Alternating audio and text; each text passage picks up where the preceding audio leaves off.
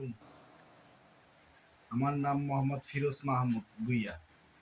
আমি নবীগঞ্জ কুশিয়ারার নিবাসী। আমি একটি খুব দারিদ্র পরিবারের সন্তান। আমি একটি নতুন সাবমিটারের জন্য গত ৮/১/২০২৬ সন নগদ ৪,০০০ টাকা জমা দেই। নবীগঞ্জ বিদ্যুৎ অফিসের এক ইলেকট্রিশিয়ান মোহাম্মদ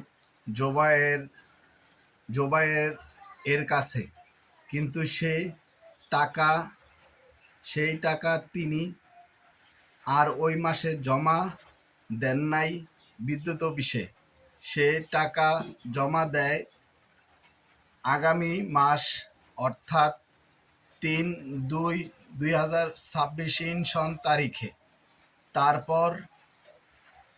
তারপর থেকে ৪ মাস একের পর এক তারিখ দিয়ে আমাকে শুধু ঘুরাচ্ছিল আর বলছিল তাদের অফিসে নাকি মিটার নাই। এগুলো বলছিল ইঞ্জিনিয়ার আনোয়ার সাহেব এবং ডিজিএম সাহেব। এমন করতে করতে আরও ১ মাস চলে যায়, অর্থাৎ মোট ৬ মাস ধরে তাদের অফিসে নাকি মিটার নাই। ৭ম মাসের সময় তিনি আমাকে সরাসরি একান্তভাবে বলতাছে যে তাকে নাকি মিটারের ৪,০০০ টাকা দেওয়ার পরও আরও ৩,০০০ টাকা বকশিশ দিতে হবে, অর্থাৎ ঘুষ দিতে হবে। তাহলে সে সাথে সাথে মিটার সংযোগ দিয়ে আসবে, তা না দিলে সে মিটার দেবে না। সে হলো ইঞ্জিনিয়ার আনোয়ার সাহেব।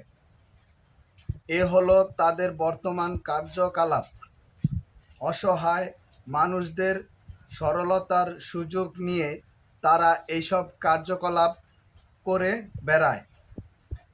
একটি পরিবারের মধ্যে দীর্ঘ ৭টি মাস ধরে বিদ্যুৎ নাই। এই প্রচণ্ড গরমে দিনে রাতে ওই পরিবারের কিভাবে বসবাস করে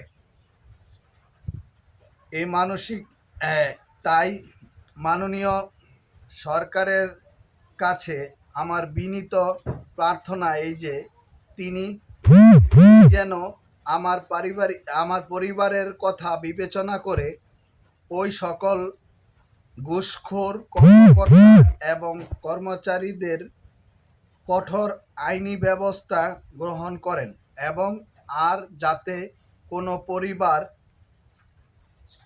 এবং গ্রাহক এভাবে হয়রানির শিকার না হয় এবং বিদ্যুৎ হানির শিকার না হয় তার দিকে লক্ষ্য রাখেন।